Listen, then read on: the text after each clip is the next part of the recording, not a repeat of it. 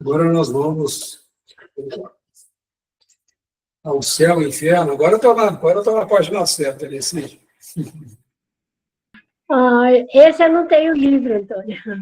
Eu não tenho. Né? A gente está usando a primeira edição, né? O livro que tem lá no nosso cantinho, ele ainda... Nem sei se o Genivaldo já descartou esses livros, mas se tem lá ainda é a edição adulterada, né? Tá. Não sei se o Genivaldo, se nós já compramos a edição nova lá para o nosso cantinho. Muito bem.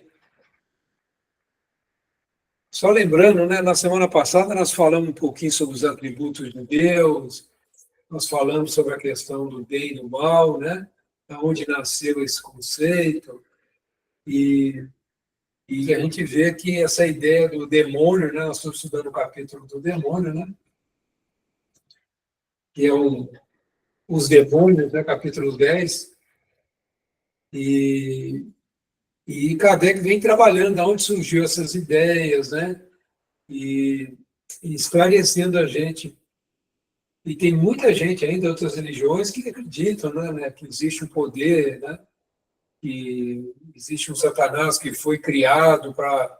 que a única coisa que ele faz é praticar o mal, né, criando um poder paralelo com o poder de Deus. Não faz sentido, né, isso aí. Então, Kardec vem trabalhar para ir tirando essas ideias erradas. Lembrando que esse livro foi escrito no século XIX, né, onde ainda havia, né, a predominância, né, dos conceitos católicos, né? E mesmo iniciando já o movimento protestante, né, mas mesmo assim eles trazem também essas ideias, né, de existência do bem e do mal. E a gente vai descobrindo que o mal nada mais é do que a ausência do bem, né? Como a escuridão é a ausência da luz. E Kardec vem trabalhar essa ideia com a gente aqui, para que a gente compreenda cada vez mais esse conceito, né? Cada vez mais a gente compreenda que não existe o mal. O mal sempre ele vem da nossa ignorância. Na medida que a gente vai se esclarecendo, vai se conhecendo, vai estudando, as nossas atitudes vão gerando resultados melhores, né? E esse é o esforço que nós temos que fazer, né? Iluminar os nossos corações. Então, a gente viu ali em Paulo Estevão uma preocupação muito maior com o ritualismo na Igreja de Jerusalém do que com o conceito trazido pelo Cristo, né? Que é o conceito do amor, de não fazer aos outros aquilo que nós não gostaríamos que fizessem a nós. É um conceito completamente diferente, dando a liberdade. O que importa é as nossas obras, né? E não as atitudes aparentes, né? E Paulo, já compreendendo isso de uma maneira profunda, defendia isso de unhas e dentes. Mas ele aprendeu com Simão Pedro também a importância da humildade, né? Para que não venha a gerar perda para o trabalho. Então, muitas vezes, a gente tem que recuar um pouquinho para conseguir levar o trabalho do Cristo adiante, né? Então, isso é bastante interessante a gente olhar isso e ver como o educador Kardec, né, ele é cuidadoso em nos ensinar, né, no detalhe, todas as questões fundamentais da doutrina espírita. Vamos começar a ler, a gente vai comentando. Ótimo. Assim como foi dito antes, capítulo 7, penas eternas, se fosse subtraída a menor fração de um só de seus atributos, não mais haveria Deus, porquanto poderia existir um ser mais perfeito. Tais atributos, em sua mais absoluta plenitude, são, portanto, critério de todas as religiões, à medida da verdade de cada um dos princípios que ensinam. E, para que qualquer desses princípios seja verdadeiro, é necessário que não atente contra nenhuma das perfeições de Deus. Vejamos se assim acontece na doutrina comum dos demônios. Segundo a Igreja, Satã, o chefe ou rei dos demônios, não é uma personificação alegórica do mal, mas efetivamente um ser real a fazer exclusivamente o mal, enquanto Deus pratica exclusivamente o bem. Tomemo-lo, portanto, tal qual nos é apresentado. Satã existe de toda a eternidade como Deus, ou é posterior a ele? Se existe de toda a eternidade, ele é incriado e, portanto, igual a Deus. Caso em que Deus não mais seria único, pois existiria um Deus do bem e um Deus do mal. Satã é posterior a Deus? Então, ele é uma criatura de Deus. Uma vez que somente faz o mal, sendo incapaz de fazer o bem e de se arrepender, Deus terá criado um ser consagrado eternamente ao mal. Se o mal não é obra de Deus, mas obra de uma de suas criaturas predestinadas a fazê-lo, Deus será sempre o primeiro autor do mal, não sendo, portanto, infinitamente bom. O mesmo acontece com todos os seres maus chamados demônios. Você vê assim a importância quando chega uma informação para a gente, né? Tem surgido muita novidade no movimento espírita, né? E muitas vezes não é espiritismo. Então é muito importante, quando chega uma notícia, essa análise, como Kardec está fazendo aqui, né? O Genivaldo fez até um curso, né, sobre analisar mensagens, né? E isso é válido para a gente avaliar livros que têm surgido aí em quantidade astronômica, né, da doutrina. E é muito interessante a gente ver assim, o cuidado, né? E lembrar sempre, quando a gente estuda o livro dos Espíritos, a gente começa com a primeira pergunta que Kardec faz: quem é Deus? Então, esse é o primeiro ponto. Depois ele vai trabalhar com os atributos de Deus. Por que ele teve esse cuidado logo no início da codificação espírita? Para que a gente tenha material pensado, argumentado, né? Para que, quando surgirem novidades, a gente poder avaliar se aquilo é verdadeiro ou não, se está de acordo com a doutrina ou não. E a gente faz isso em conjunto, né? Quando surge uma dúvida, né? É igual, por exemplo, a questão das crianças índicos. Alguém já pesquisou a fundo o que é isso? Quem pesquisar a fundo vai ver que isso aí é uma história muito mal contada. Mas não é o caso agora de a gente entrar nesse contexto. Mas todas as informações, todas as novidades, nós temos que tomar bastante cuidado com isso. Então, Kardec está colocando assim: tal foi por muito tempo, né, a crença com relação ao assunto. Lembra que nós estamos tratando de um assunto do século XIX, né? Mas nós temos várias religiões ainda, né, cristãs, que ainda acreditam em Satã, como o Genival está colocando aí para a gente. Quer fazer um comentário, Genival? Quando Jesus advertia, né, no diálogo, na última ceia, ele pergunta para Pedro, né, quem eu sou? O que você acha que eu sou? Aí Pedro diz que ele é filho de Deus, que é o Messias e tal, né? Aí Jesus, muito bem, né? Falasse inspirado e tal, né? Aí em seguida, Pedro dá um tempinho, Pedro vem e deixa uma pergunta no ar, né? Por que sendo poderoso, filho de Deus, ele aproveitava e não mudava o destino dele, né? Não conclamava os anjos aí para rebelar contra enfim, escapulir da crucificação, né? Aí Jesus responde para ele que ele, naquele momento, falava como Satanás, não é? Ou aquele que fala com a língua ou o pensamento fora do objetivo, do alvo, né? Porque aí fecha o nosso entendimento que Deus não ia criar um ser voltado eternamente para o mal, né? Ficaria completamente fora da lógica, né? Outra coisa, é como que na companhia de Jesus, não é? Pedro sairia num estado, vamos dizer assim, de bênção, né? De boa conexão, e já seria tomado por Satanás, né? Isso usando a figuração que se criou depois, né? Rapidamente, assim, ele mudaria de influenciação, não é? E não é assim, não é? Ele colocou uma coisa que todo mundo esperava, né? O próprio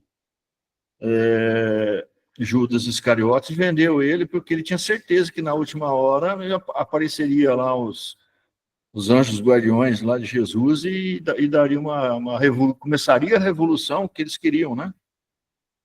Então, assim, não existe Satanás, né? Nessa forma, do ser, de um personagem, né? E sim um estado temporário que a pessoa experimenta, né? Essa ideia aí foi criada na Idade Média, né? Do diabo, do inferno, né? Desse ser, né? É uma criação aí da Idade Média. Para tocar terror no povo, assim o povo, no medão na hora de morrer, comprava mais indulgência, né?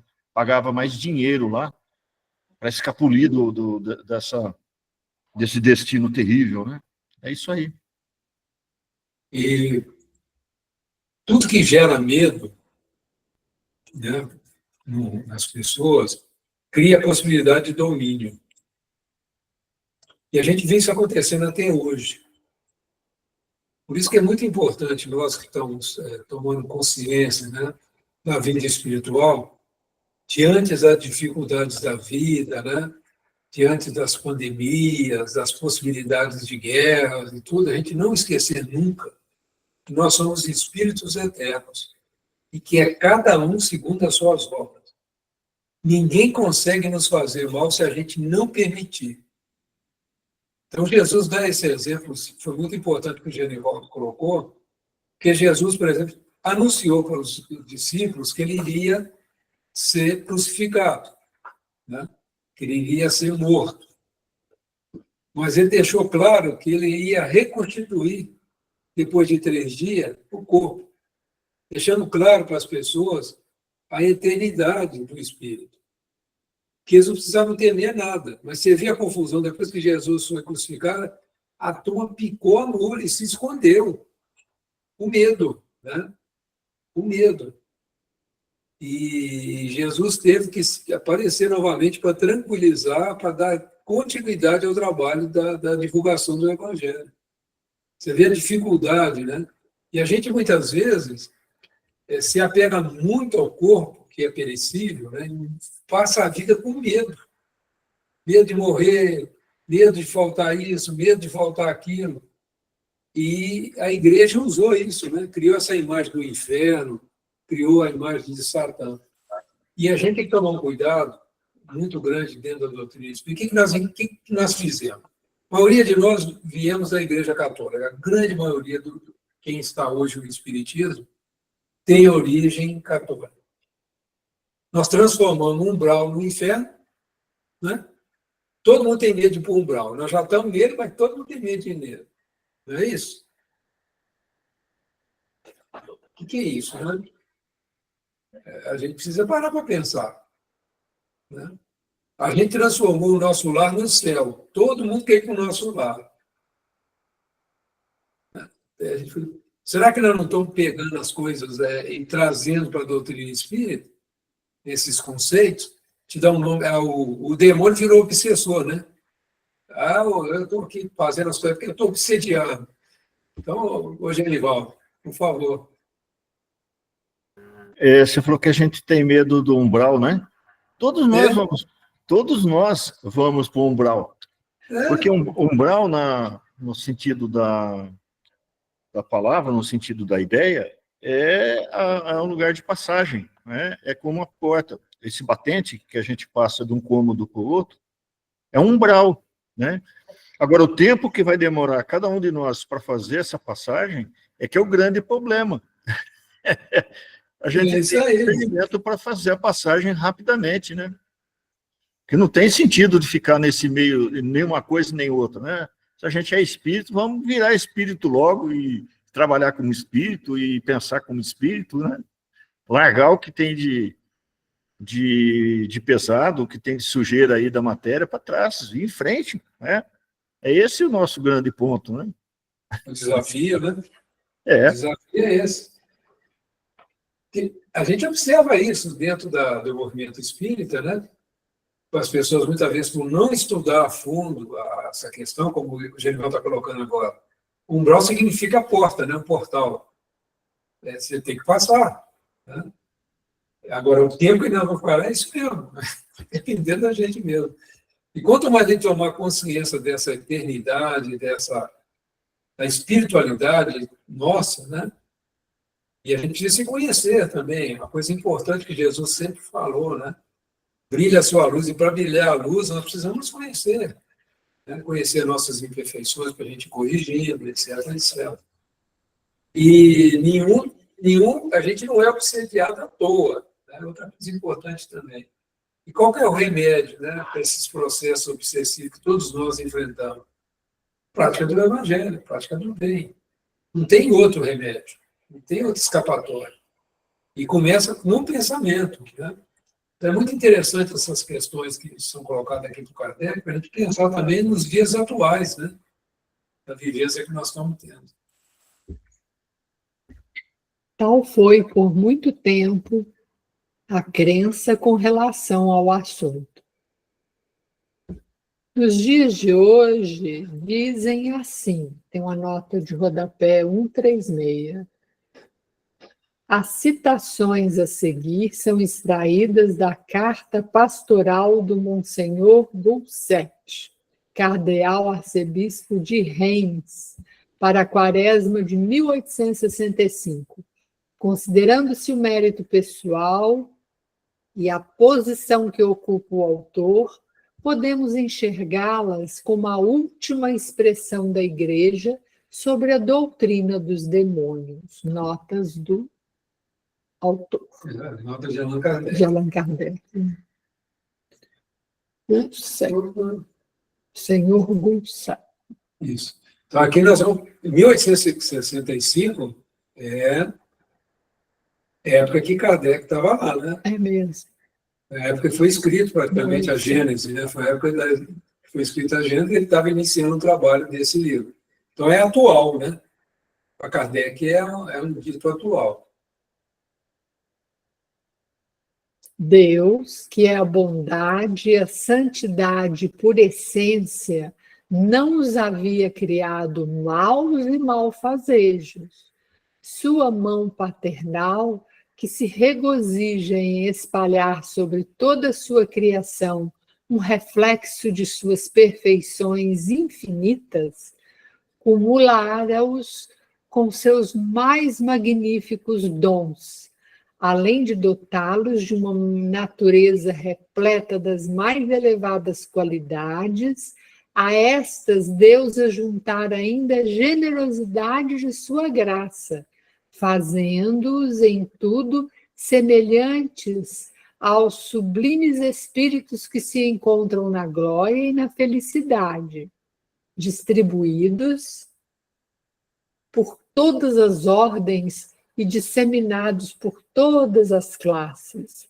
Tinham eles o mesmo objetivo e destino, sendo seu chefe o mais belo dos arcanjos. Aqui é aquele conceito da igreja, todo mundo foi criado perfeito, né? Lembrando disso. E a doutrina espírita vem mostrar que nós evoluímos do átomo ao arcanjo. Ninguém nasce arcanjo. É um trabalho, né? Ao longo dos milênios, né? Eles também poderiam ter merecido a confirmação na justiça para todo sempre, e ser assim acolhidos para fruir eternamente a bem-aventurança dos céus. Este último favor seria o ápice de todos os outros de que eram destinatários, e representaria assim o prêmio por sua docilidade. Mas desse prêmio tornaram-se indignos, perdendo-o em consequência de uma audaciosa e insensata revolta.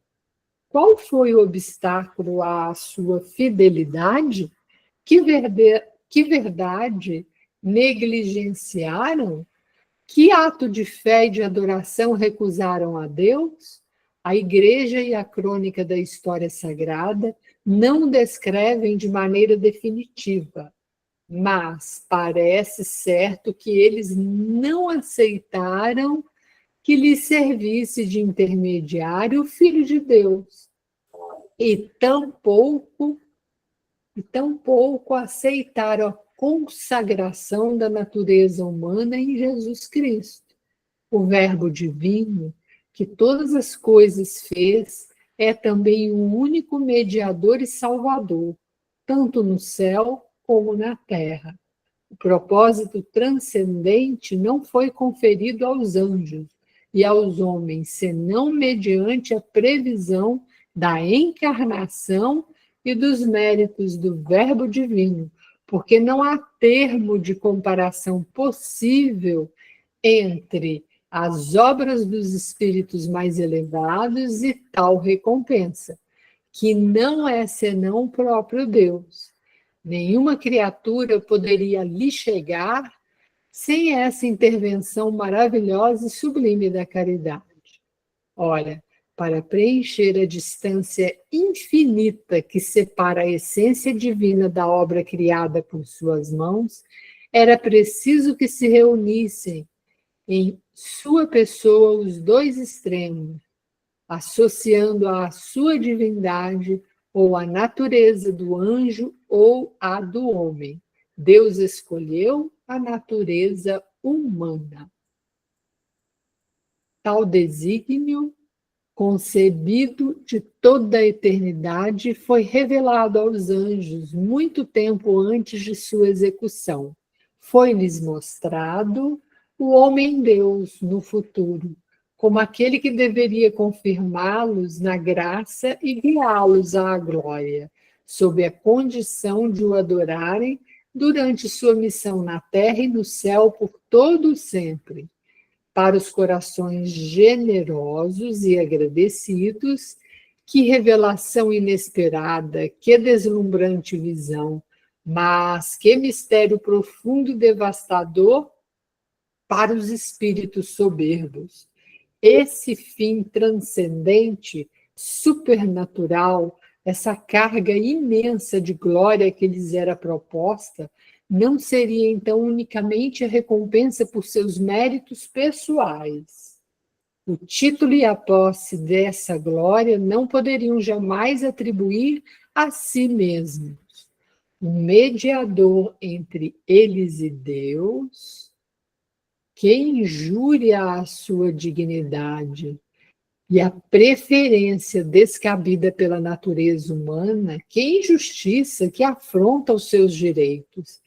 Essa humanidade que lhes é tão inferior, hão de vê-la, então, um dia, divinizada pela sua união com o Verbo, sentada à direita de Deus em resplendente trono?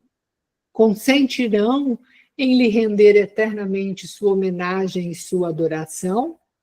Lúcifer e 1/3 dos anjos sucumbiram a tais pensamentos de orgulho e inveja.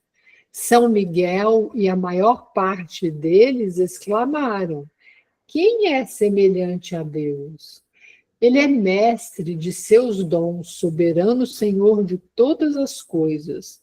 Glória a Deus e ao Cordeiro, que será imolado para a salvação do mundo.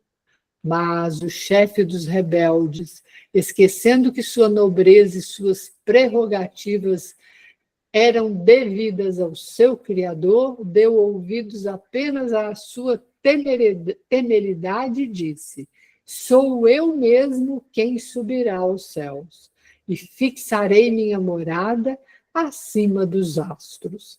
Sentar-me-ei sobre a montanha da aliança, nos flancos do Aquilão.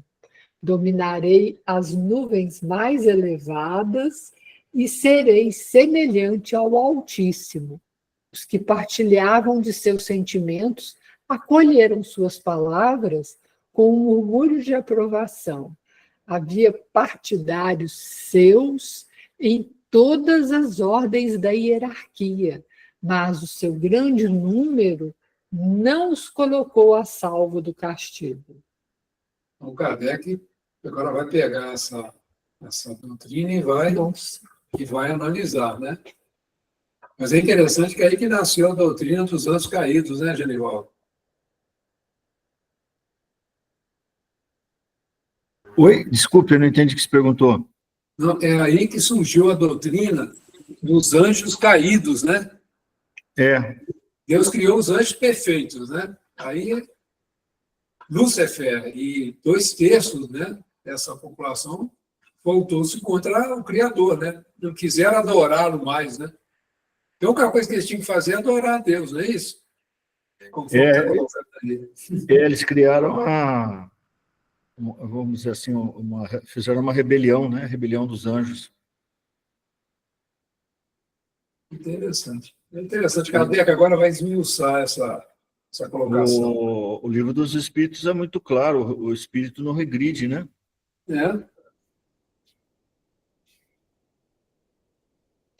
Essa doutrina suscita várias objeções. Primeiro, se Satã e os demônios eram anjos, eles eram perfeitos.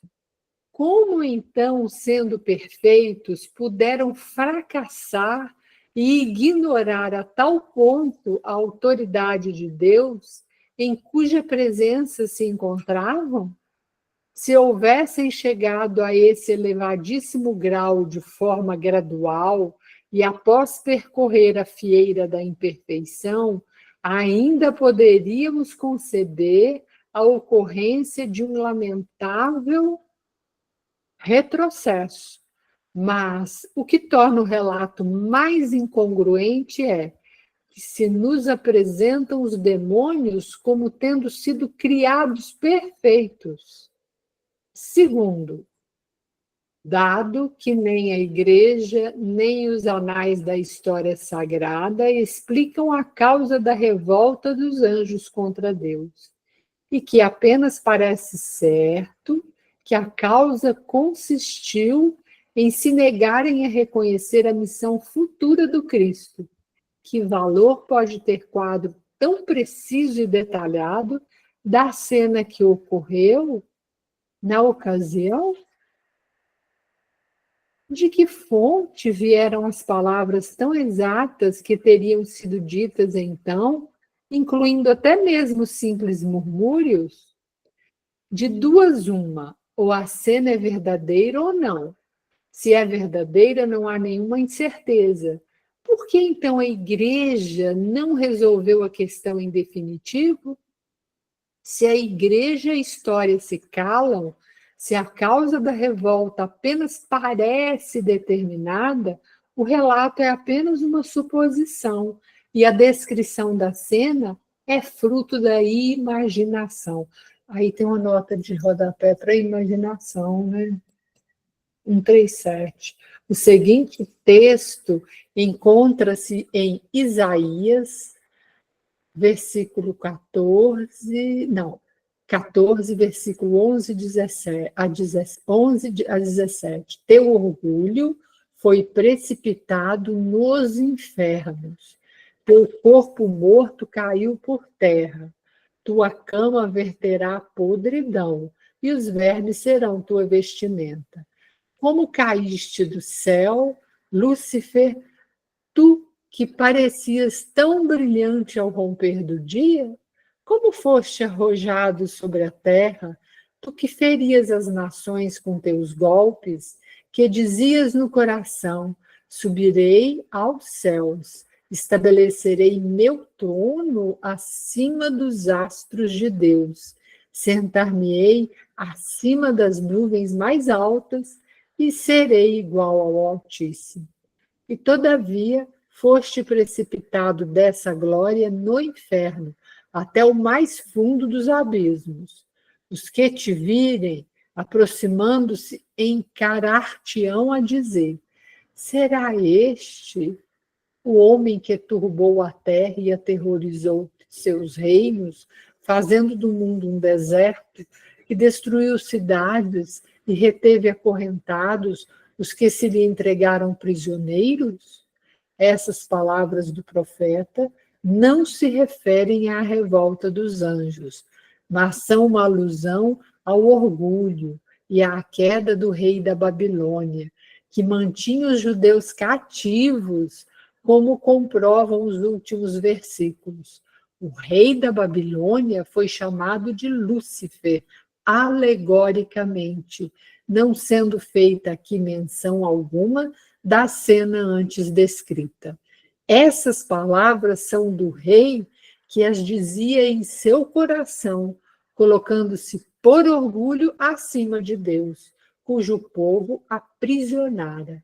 A predição da libertação dos judeus, da ruína da Babilônia e da derrota dos assírios é, ademais, assunto exclusivo desse capítulo. Notas do Allan Kardec. Muito bem. Algum comentário, pessoal? Alguma pergunta? Você vê a confusão que se arruma, né? O rei da Babilônia, que o pessoal falava que ele era o Lúcifer, né? Já ia fazer essa pergunta, veio. Meu Deus, passaram, foram escravos no Nossa, Egito, agora vida. na Babilônia, e na época lá foi destruída Jerusalém, eles foram espalhados, agora que eles voltaram, né? E a briga continua. É um negócio de louco.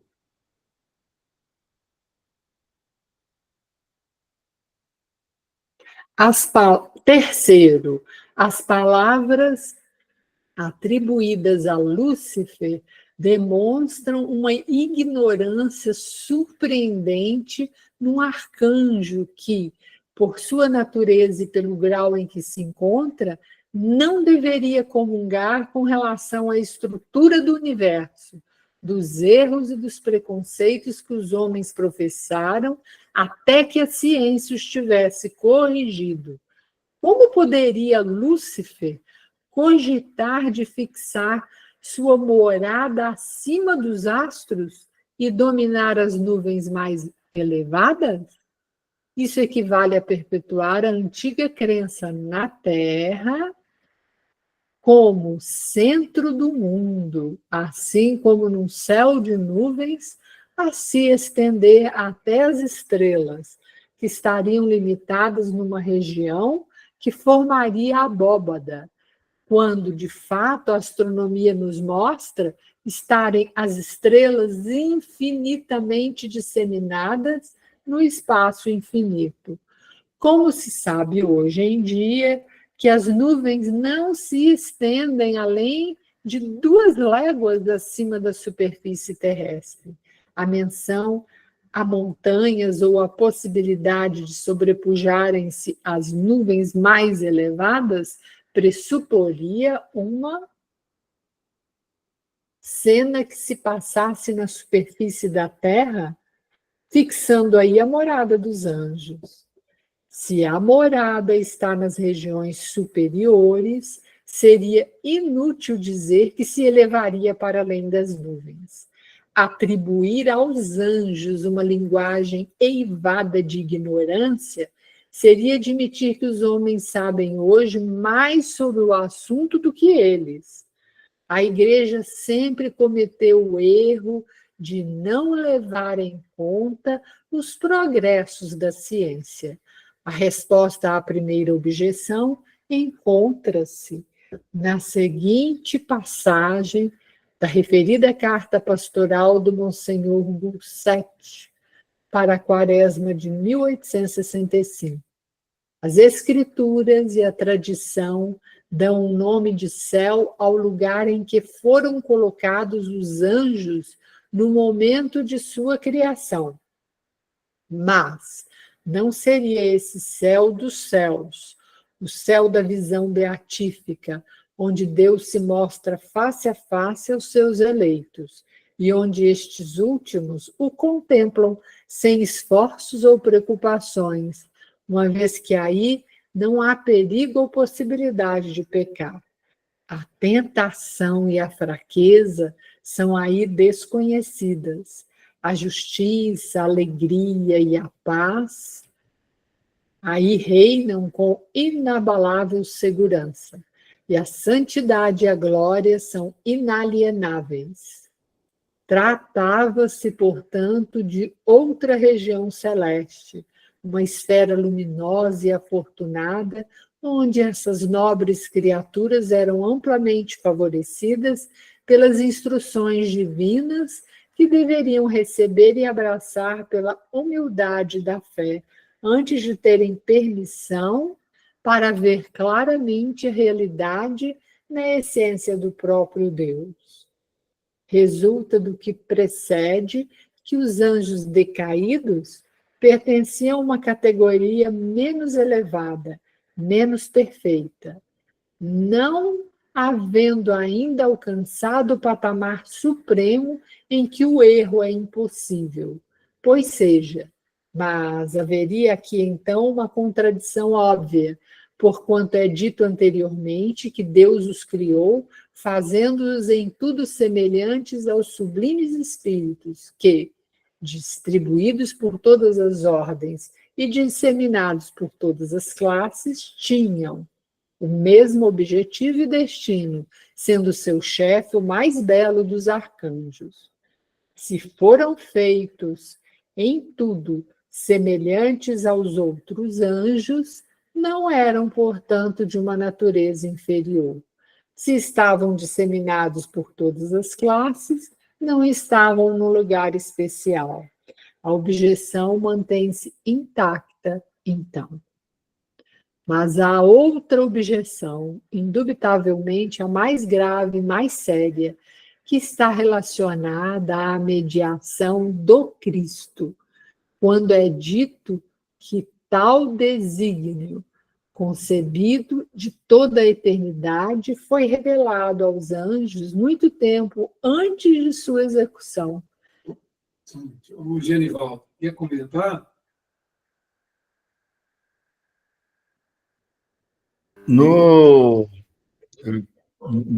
Para os hebreus não existe a figura de Lúcifer, né? Eles se referiam ao rei Nabucodonosor, né? O rei da Babilônia, como aquele que tirou a luz, né?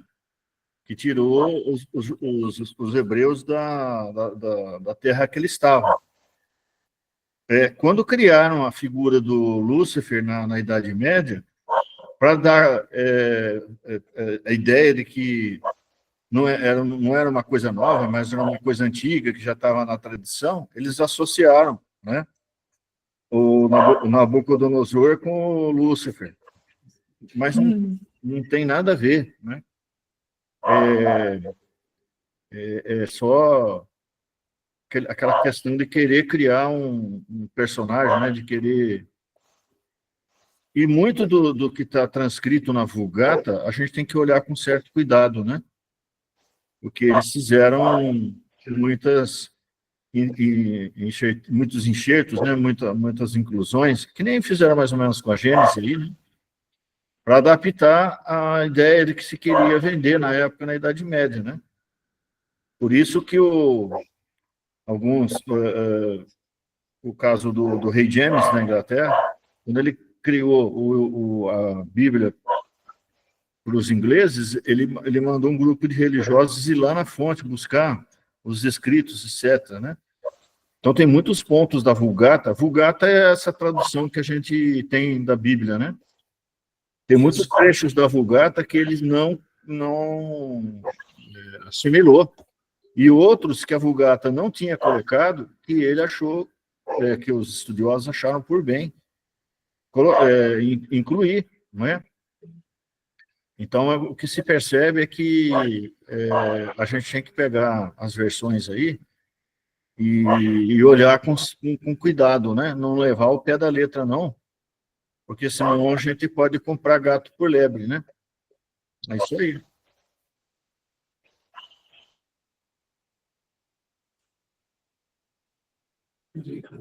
Deus sabia desde sempre, portanto, que os anjos, assim como os homens, teriam necessidade dessa mediação. Não saberia Deus, então, que determinados anjos viriam a falir? Que tal queda haveria de lhes acarretar a condenação eterna, sem possibilidade de perdão?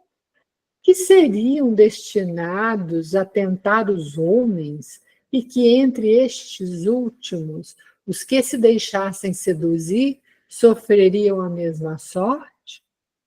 Se Deus de tudo isso sabia, criou então predestinados à danação eterna, com conhecimento de causa, uma parcela dos anjos, assim como a maior parte do gênero humano. Diga-se o que se disser, em tal cenário seria impossível conciliar a criação dos anjos e do gênero humano com a soberana bondade. Se Deus não o sabia, não era onipotente. Tanto numa como noutra hipótese, teríamos a negação de dois atributos, sem cuja plenitude Deus não seria Deus. Se admitirmos a falibilidade dos anjos, como também a dos homens, a punição passa a ser uma consequência natural e justa da falta.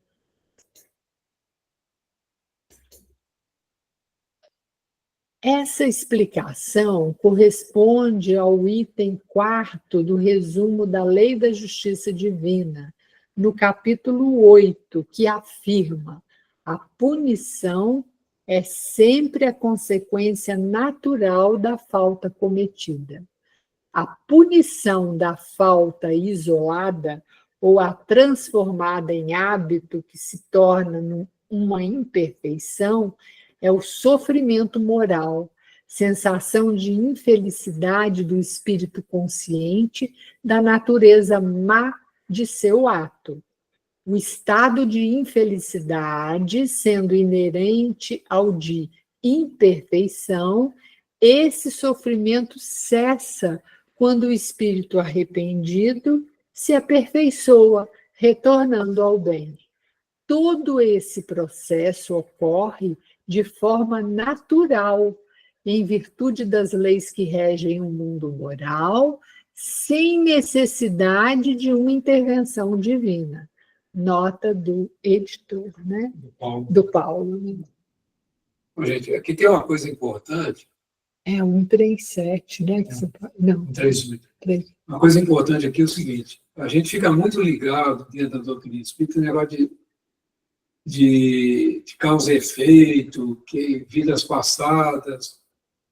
Vida passada tem influência, sim, mas pela imperfeição que nós trazemos dela.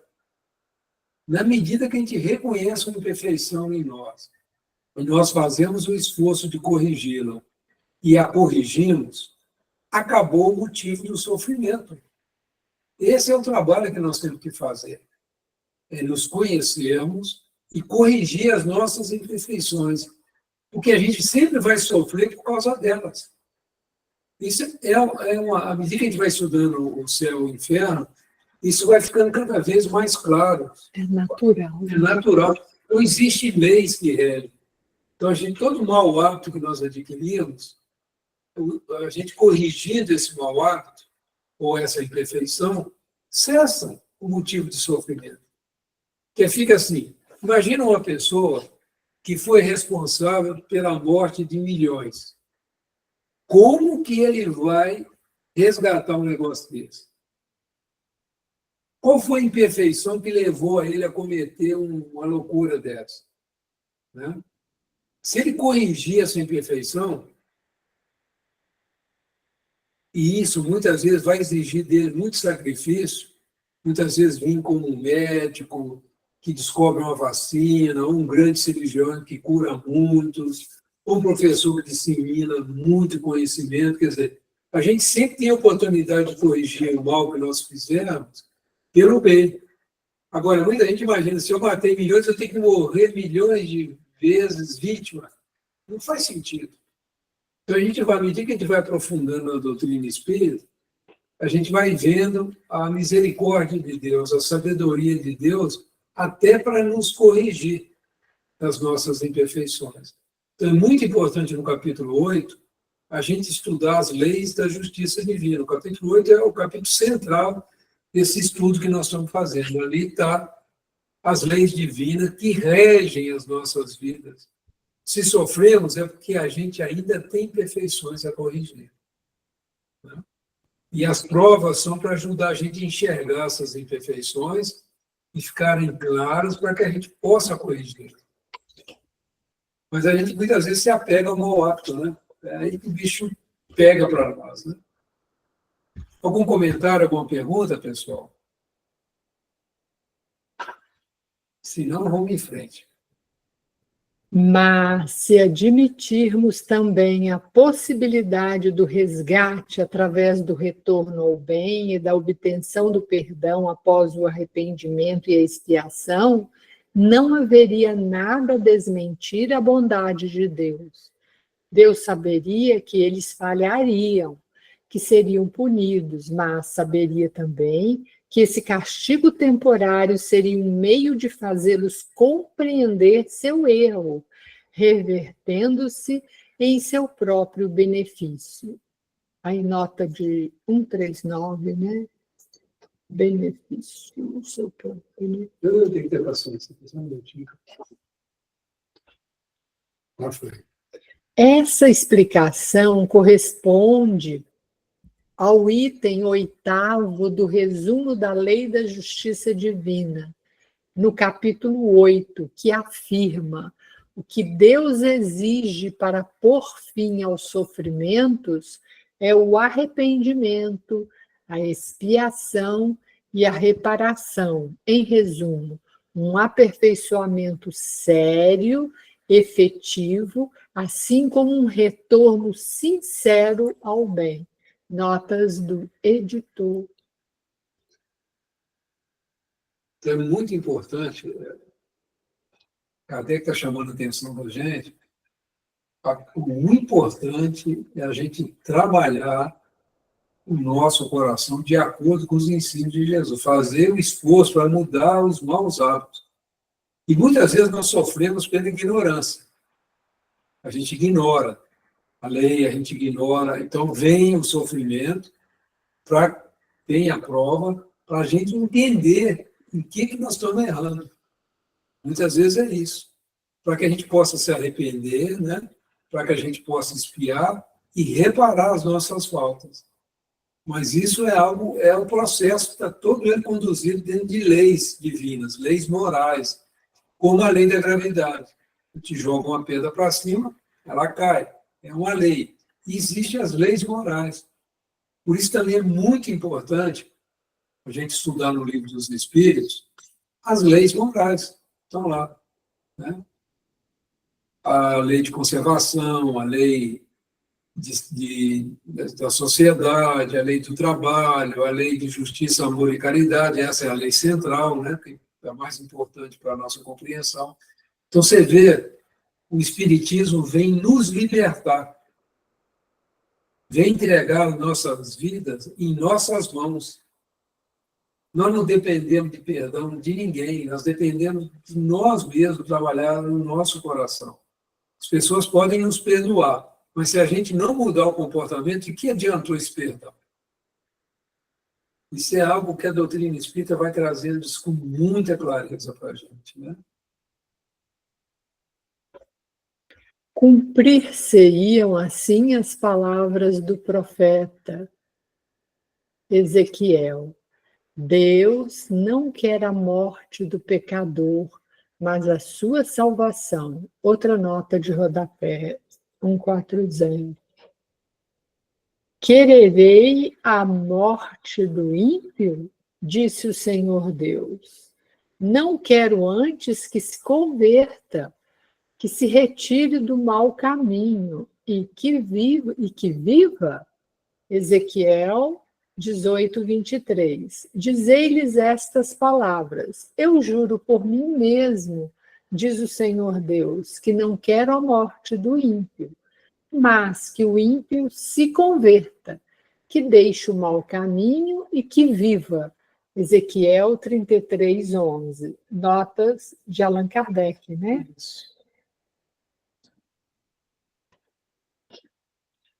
O que representaria a negação dessa bondade seria a inutilidade do arrependimento e a impossibilidade do retorno ao bem. Nesse caso, seria rigorosamente exato dizer que os anjos decaídos, desde a sua criação, visto que Deus não poderia ignorá-lo, foram consagrados ao mal por toda a eternidade e predestinados a tornar-se demônios, de modo a induzir o homem ao mal. Vejamos agora qual é o seu destino e o que fazem.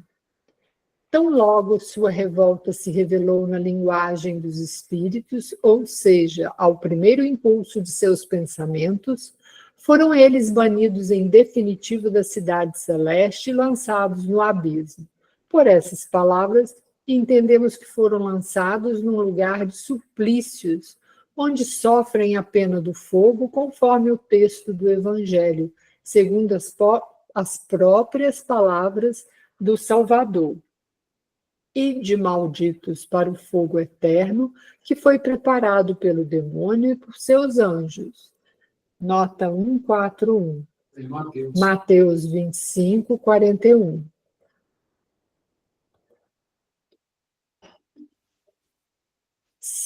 São Pedro diz expressamente que Deus os abandonou às cadeias e às torturas do inferno.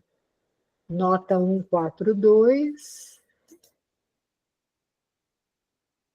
2, como é que é? PE 2, 4. Segunda carta de Pedro, capítulo 2, versículo 4. É notas de quem? Notas do tradutor, né?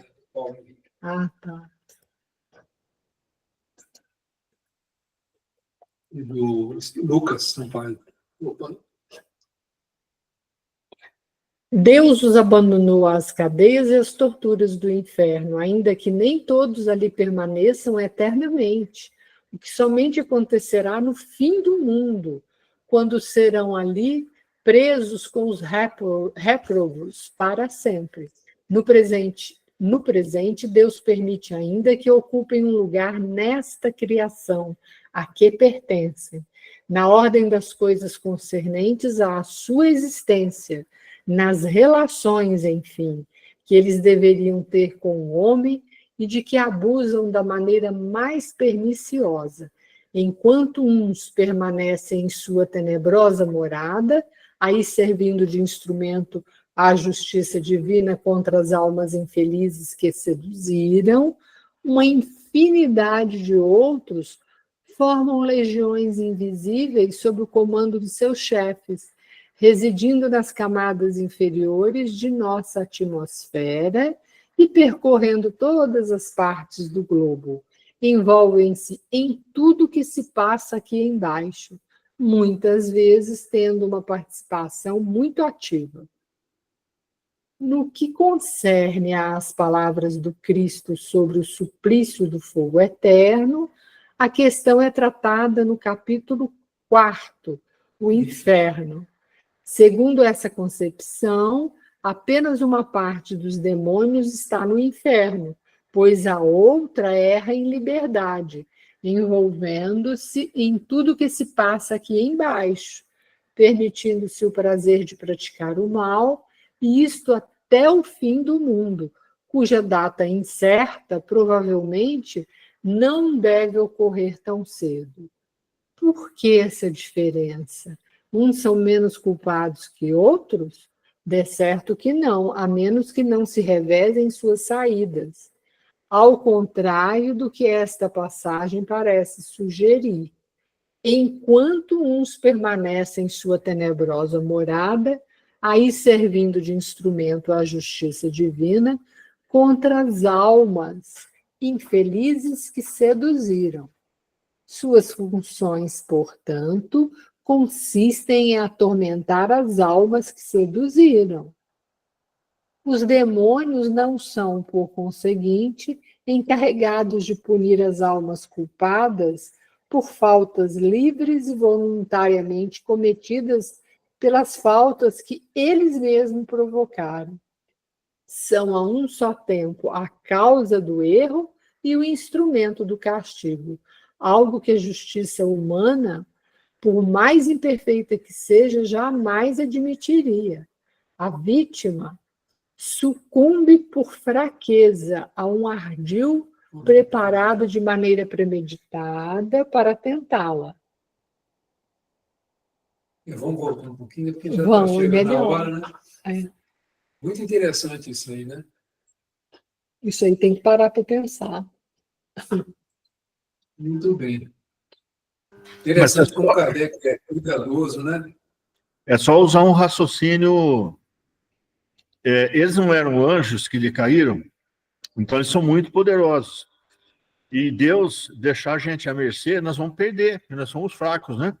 Não somos nada perto de anjos.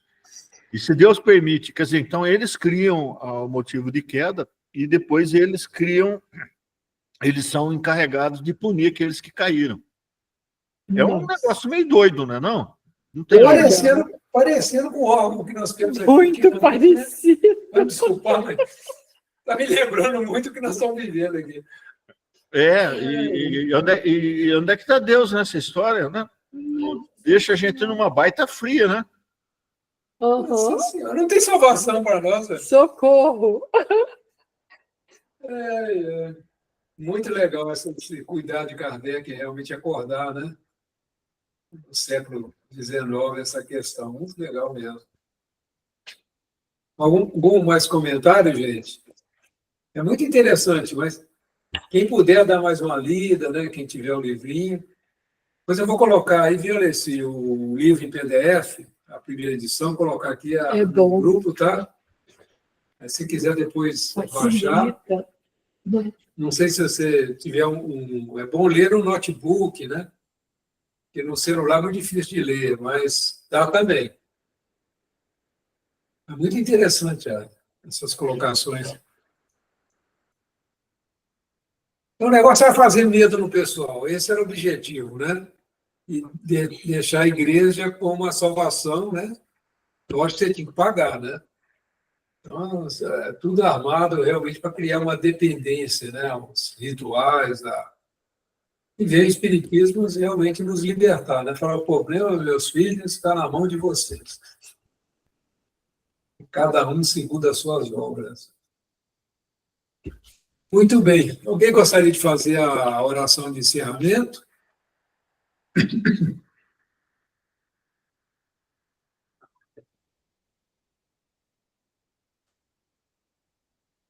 Ninguém? Então, eu vou fazer. Então, vamos agradecer a Jesus, né? Por permitir que esse entendimento atual, né, nos liberte de tanta armadilha, né? Para nos confundir e atrasar, né? O trabalho interno que todos nós devemos fazer.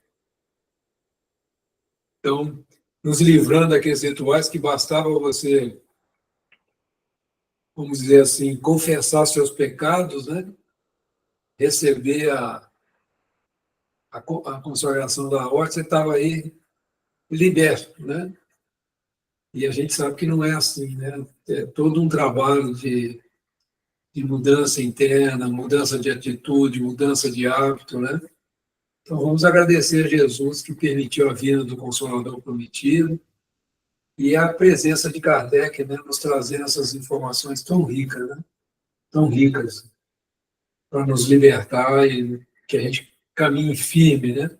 Que a gente não esqueça nunca, né, que nós somos espíritos eternos, temporariamente vestindo um corpo animal. temporariamente, aprendendo, né, pelo esquecimento, tendo a oportunidade de corrigir muita coisa em cada encarnação. E assim te agradecemos, Jesus, te agradecemos, espiritualidade amiga, agradecemos ao nosso Pai e a todos que vêm nos ajudando, né, a compreender cada vez mais as verdades eternas, as leis divinas. Vamos aproveitar também, mais uma vez, né, deixar as nossas vibrações lá na sala 1, na figura de um grande buquê de rosa, multicolorido, vários perfumes, cada um a rosa, cada perfume representando aquilo que nós temos de melhor em nossos corações. Entregando esse buquê de rosa à equipe espiritual para o nosso cantinho. A certeza que todo esse material será usado em favor de nossos irmãos mais necessitados. E assim oramos, Senhor. Pai nosso que estais nos céus, santificado seja o teu nome. Venha a nós o teu reino, seja feita a tua vontade, assim na terra como nos céus. O pão nosso de cada dia dai-nos hoje. Perdoe, Pai, as nossas dívidas, assim como nós perdoamos aos nossos devedores. Pai, não nos deixes cair em tentação e livra-nos, Senhor, de todo mal, que assim seja. Muito bem. Um ótimo fim de semana a todos, né? Obrigada, igualmente. Boa noite. Boa noite. Boa noite. Boa noite a todos. Boa noite a Gente, todos. muito obrigada. Boa noite, gente. Ótima Vamos caminhando juntos, semana. né? Fiquem com Deus. A alegria de estar aprendendo aqui um Cláudia. pouquinho. Amém. Fiquem com Deus. Um abração, gente. Bom final de semana. Obrigado para todos vocês.